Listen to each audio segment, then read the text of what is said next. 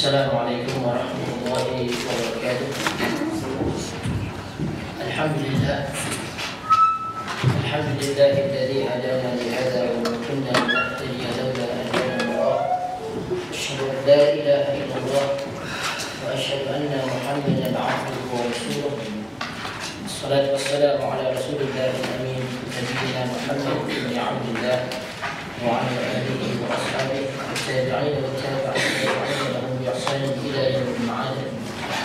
اللهم لا سهل إلا ما جعلته سهلا وأنت تجعل حزنا إن شئت سهلا برحمتك يا أرحم الراحمين. ما شاء الله كان وما لم يشاء لم يكن ولا حول ولا قوة إلا بالله العلي العظيم. قل وبالله التوفيق. Terus sekali kita mengangkatkan syukuran kepada Allah Subhanahu wa taala kerana dengan limpah kurnia-Nya kita dapat bersama-sama pada malam ini. Tuan-tuan dan puan, ini merupakan kepada yang baru datang, merupakan bahagian kedua kepada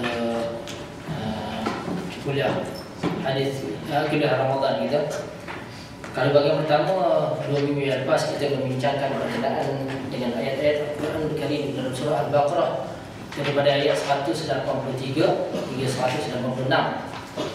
Malam ini insya-Allah kita akan membincangkan ayat terakhir berkenaan dengan Ramadan di dalam surah Al-Baqarah ayat 187.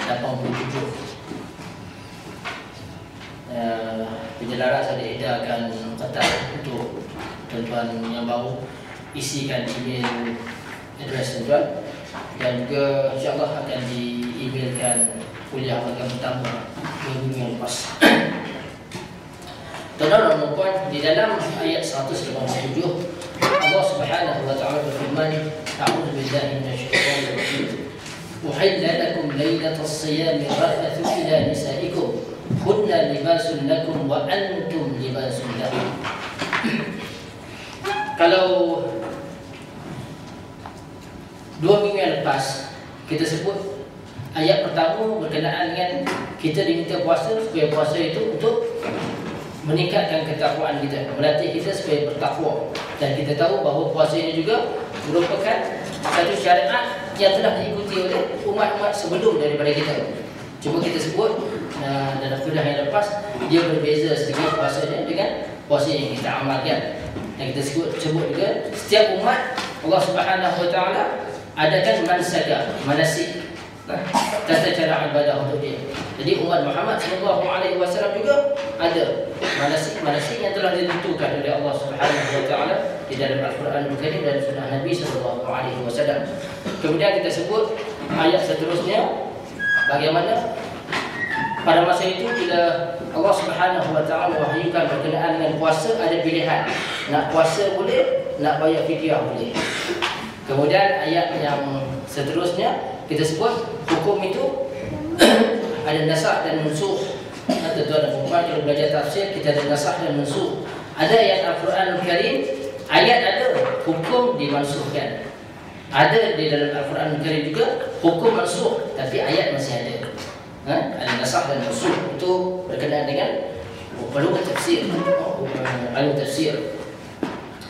Dan kemudian kita ayat terakhir kita bincangkan berkenaan dengan doa. Now, ayat yang terakhir pada minggu ini Allah Subhanahu wa taala dijelaskan dengan agak terperinci berkenaan dengan puasa. Dan dia mulakan dengan uhilla lakum lailatas siyami rafathu ila nisaikum. Dihalalkan kepada kamu rafath bersama-sama dengan isteri kamu di malam-malam Ramadan, malam puasa. Now, lepas dia sebut ini, bila dia kata boleh, dia sebut hunna libasun lakum wa antum libasun lahum. Mereka pakaian bagi kamu dan kamu pakaian bagi mereka.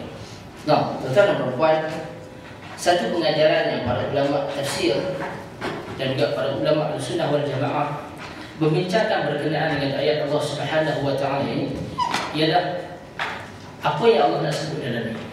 Dia nak sebut pada malam hari seorang suami boleh mengadakan hubungan seks dengan isterinya.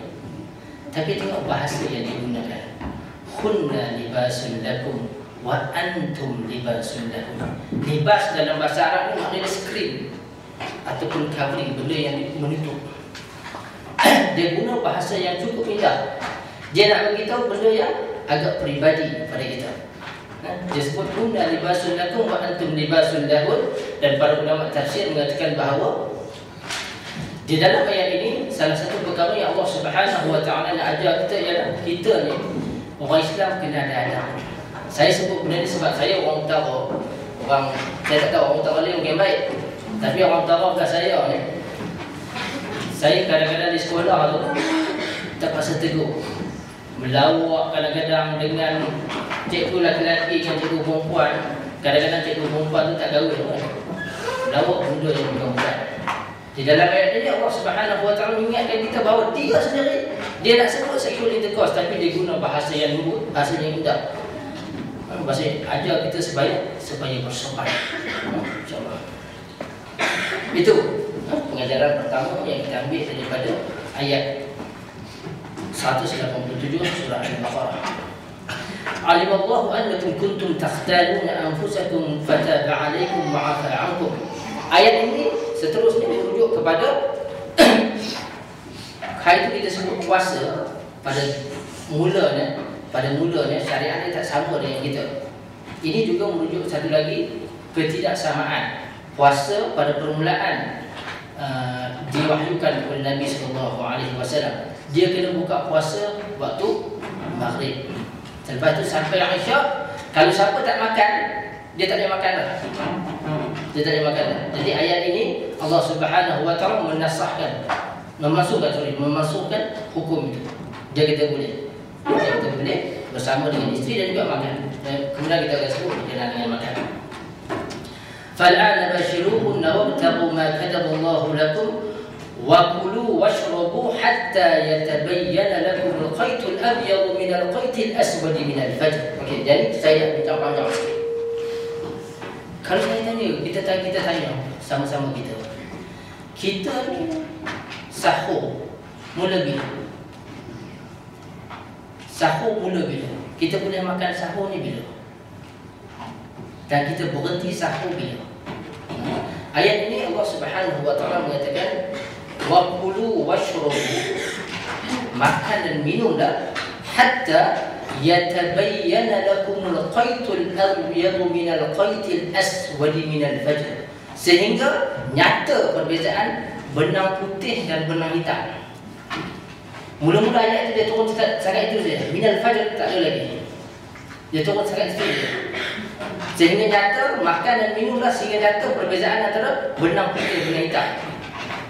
Seorang sahabat dia tak faham apa yang dimaksud dengan benang putih dan benang hitam ini. Dia tidur atas katil dia, ada tempat tidur dia ikat benang putih dekat jari kaki dia dengan benang hitam. Dia pun tengok, dia boleh tahu tak biasa. Dia anggap macam tu. Bila dia sebutkan Rasulullah, Allah Subhanahu wa taala wahyukan pangkal hujung kalimah itu minal fajr, merujuk kepada waktu fajr, waktu subuh. Jadi wakulu washrabu, dia kata minal fajr, sehingga waktu fajr. Nah, dan itu ayat Al-Quran Al-Karim. Di dalam hadis Nabi SAW, saya rasa pernah kita sebut di sini, azan subuh di zaman Rasulullah SAW berapa kali?